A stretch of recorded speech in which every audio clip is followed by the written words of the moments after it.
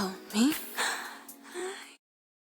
Hi, everyone. This is Ravon Unfiltered, an update episode to see what has been going on this past year where I have kind of dropped from the scene, and I'm sorry about that.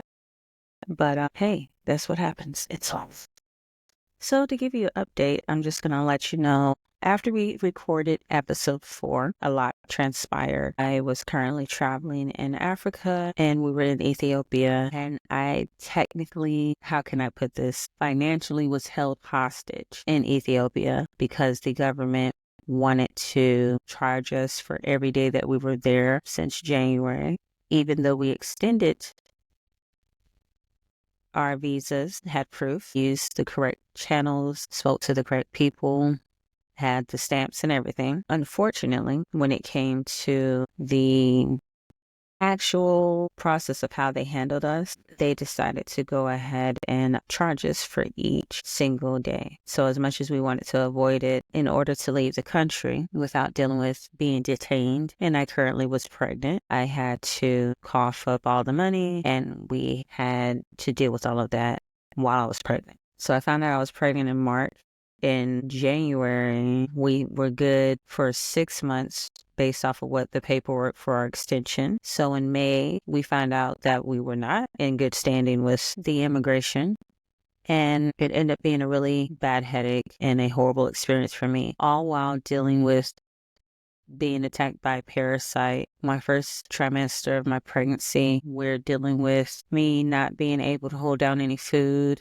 I'm completely unwell, can't get out of the bed, saying prayers, hoping that I can make it through, because at that time, the parasite was there for at least a couple of months. This was not your normal stomach flu or food poisoning, so we did try the raw meat, which, I like on my steak medium rare or medium, but not the cow slapped and cut and handed to me. I don't do that. So unfortunately, I did what the locals do, and that caused me some horrible issues, and I would never suggest that to anyone. My body has not built up the antibodies like the locals have there to ingest that. So this is going to be a very brief version of the longer version of what actually happened, because that's a whole episode long.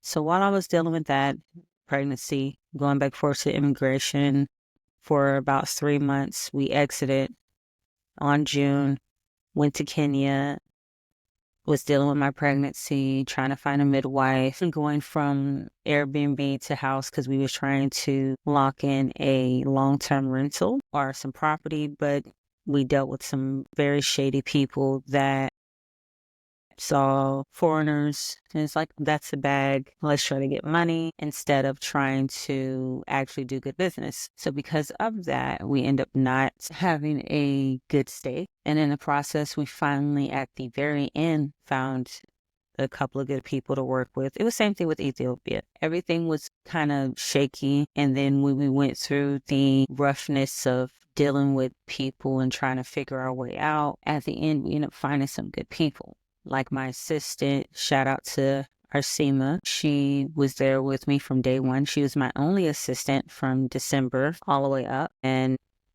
I end up keeping her all the way until the day I left. She cried when I got on the airplane to go to Kenya, and I really wanted her to get her passport so she can travel the world. But Ethiopia gives their own people a hard time to do things, let alone foreigners to do things. So with all of that being said, I end up going through a lot from the time I recorded that episode in episode 4 in April, all the way up until I ended up getting rushed to the hospital.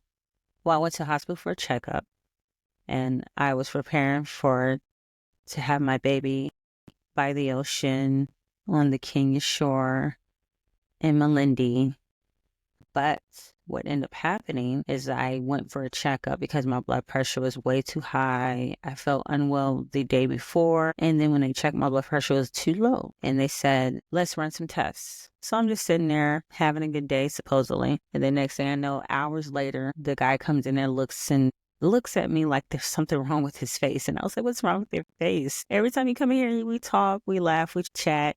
You tell me you're going to draw some blood, you're going to run some tests. Things are only going to take a little bit of time. Don't worry about it. So I'm just sitting there. You know, if you know you're about to have your last meal, at least prepare me.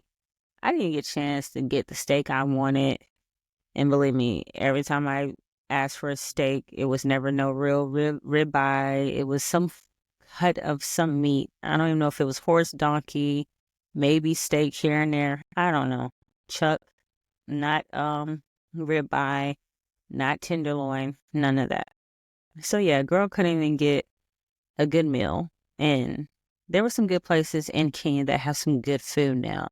But I was not prepared because early that morning, I went to one hospital to get checked, and they were like, nothing's wrong. So my midwife told me to come to her hospital. She said, something's off. You had a bad night before. Let's check you. So they checked me, and when the guy's coming in with this weird looking face, he's like, hey, so we either have to do a cesarean section right now, or we may lose you and the baby. I said, excuse me? You have to do what? This is insane. I've had 5 other children, never had a cesarean section, and I've been fine. I've had other issues. Yes, I have hypertension, preeclampsia, all of that, but never had to do this. So I cried. I called my mom, my mother-in-law, and I was trying to ask both of them who have had cesareans, should I do this? I think these people are lying to me. I'm scared. I'm in a place far away from everyone on my support system. When it comes to the lady factors are not there. My husband's there. My midwife is there. My 16-year-old is here. My 2-year-old is here. But the other people that have experienced this C-section, especially on the emergency side, you know, as a woman, you kind of would want to cling to your mother, someone who's really close to you. So I cried and I said, fine, save my baby. Do whatever needs to be done. We got everything. They told us they would not do the surgery without payment first. Here I am again, throwing another curveball, and I'm still expected to hit it out the park. I don't know how in the world this was going to happen this way. But I prayed and I said, okay, fine, let's do it. I had a lot of doubt. I did not trust a lot. I did not believe in anything that they were saying, but I do believe that the Most High has a reason for things. So I just said, fine, let's go ahead and do it. So I go in and I get the surgery. My heart drops from what I'm told because the situation was the word? My heart took a decline, just ended up having issues. So with me already having heart problems, having emergency surgery, putting a lot of stress on my body, already having issues the day before, preeclampsia, blah, blah, blah. My heart takes a full dip. They had to give me some stuff to bring me back. The baby is born. He's preemie by a month, and he's only 5 pounds and some change. Instead of being 7, 8 pounds, which was like my last child, she was 8, almost 9 pounds. So with all of that going on, I had to go through that, get stitched up. It took them a minute because there was some stuff going on. There's some complications. Then they finally stitched me up. I'm going now to the bed. I see my son. Then we get placed into a room that I'm sharing, which is fine with me. I don't care about that part. We're just in the bed. The worst is supposedly over. So he's making this breathing noise. I thought he was just every time he breathed. And my midwife assistant said something is wrong. So he did that all night. She came to check on me in the morning. She saw that. She said, something's wrong. So you mean to tell me all night when people came to check on you, they heard him breathing like that and they didn't say anything? She's like, this is crazy. Let me go ahead and get the doctor's attention. Doctor, come here. Doctor comes in. His SpO2, his saturation for the oxygen into his lungs was at 43%. Anyone who's medical profession, the SpO2 needs to be at 95 or higher. He was at 43. and drop it. So we get rushed into the emergency to another hospital where we're now in ICU. I'm sitting in a plastic chair for 8 days, praying over my son, praying that his oxygen levels come back up, watching women and children pass to the other side of life. They don't make it. And instead of you having a room to yourself, healing, and just going through the 2-day process of going home after you have a baby, maybe 3 to 4 after a cesarean section, I went from having a cesarean section and rushed to another hospital, watching my son getting air tubes put into his nose, praying that he makes it through. And then imagine a room, a ward, medical ward full of beds. So there's not rooms, there's just this one open space where there's sorry about that.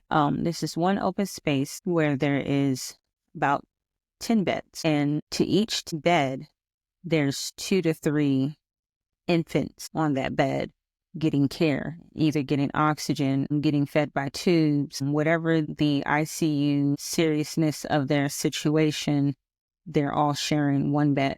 And then the mothers are sitting in the plastic chairs that you use on a front porch, and it's just all plastic and it's hard. That's the chairs that the mothers were sitting in all day and night, watching over their children. And I was one of those women with my child at the bed, sitting in the plastic chair right after surgery, watching my child, watching him breathe, making sure he's okay. It took 7 days for him to get to a level of breathing on his own and above 95%. When he finally got to 100%, I remember taking a picture of the monitor thing and just so excited. And I wanted to leave there so fast. So during this time, I didn't get any sleep. If I did, I slept in that upright position in the chair with my legs hanging down and my head on the bed. And then when I did fall asleep, I kept jumping up. And just because I think one time when I did fall asleep, his oxygen dropped really low. So then I never wanted to sleep again until I knew we were out of there. So even after we checked out after the 7th, 8th day, my legs were so swollen. I had busted some stitches. I had to get restitched. I had some issues with my scar and my opening. It was just a lot. It was a lot. So the reason why I was not on my podcast, being active, doing the social media stuff, and I still have moments time to time where I have to readjust myself mentally, emotionally, physically, is I just have to heal from the PTSD that situation has caused. I'm very happy. And sometimes I feel like this is all a dream. We're here because there were moments where I was not going to be here and he was not going to be here. But God made a way because it was all about glorifying him at the end of the day and us making it through. So that's my testimony. That's my catching up to you guys. My apology for being gone for so long, but my goal now is to post every week.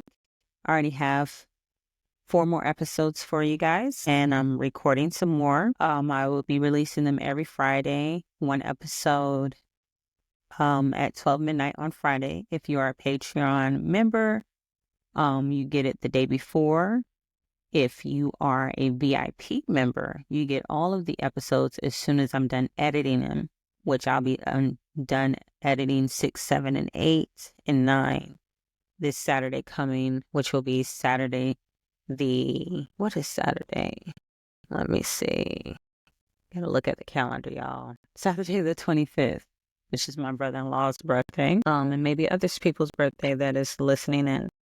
Happy birthday to everyone on the January 25th. So yeah, if you're a VIP member, you will be able to receive all of the episodes for a membership. It's a good thing that I feel like I should do for you guys. And every time I'm done editing, I'll drop it in there weeks before it even hit YouTube and actually goes on the free side of my Patreon. So please join me. I hope you guys have a wonderful day. But that's what your girl went through. So that's my little story. I know it's pretty long-winded. It's very, very long. I gave you a very short version, like I gave you a trailer. So imagine a 20-minute trailer that's probably for a 5-hour movie.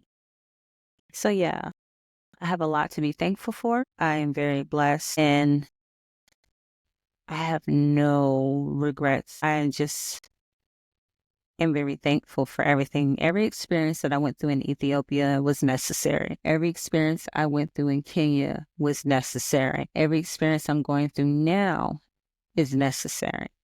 I don't feel like anything just happens for nothing. It's to help build someone's character, to make them stronger, to help them see a different perspective, to help them with the learning curve.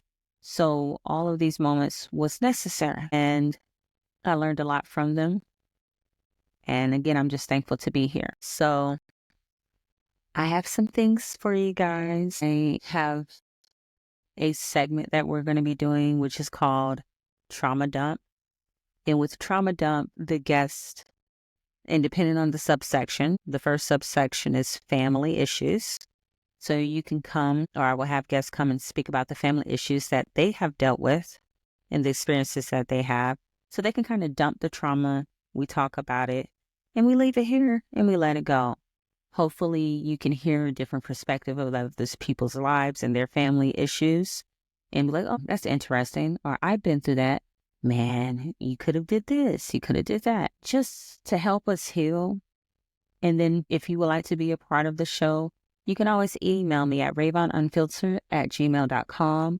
You can always message me at all of my social media platforms. All of my handles should be Ravon Unfiltered or Ravon_Unfiltered. You can contact me on all of my messages.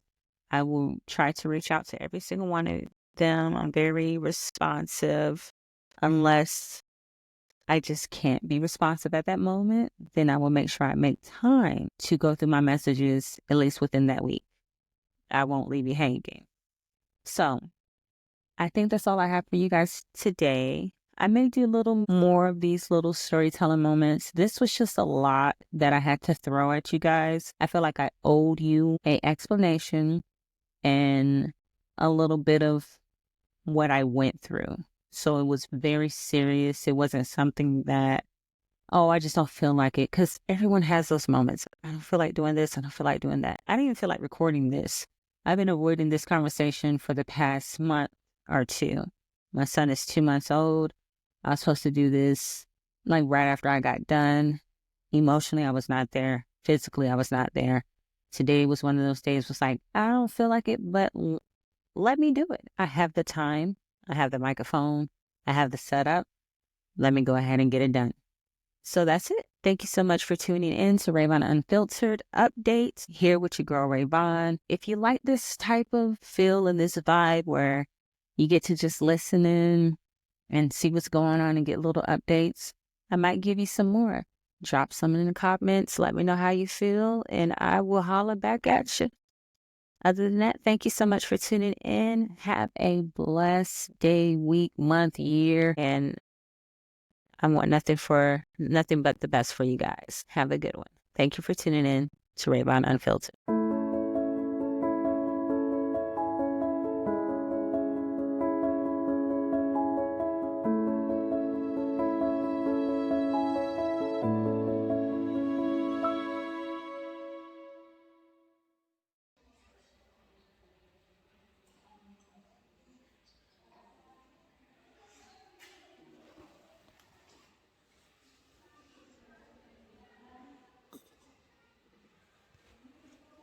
How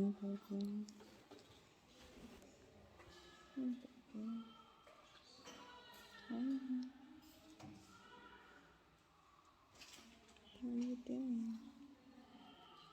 You doing okay? Say hi. Say hi.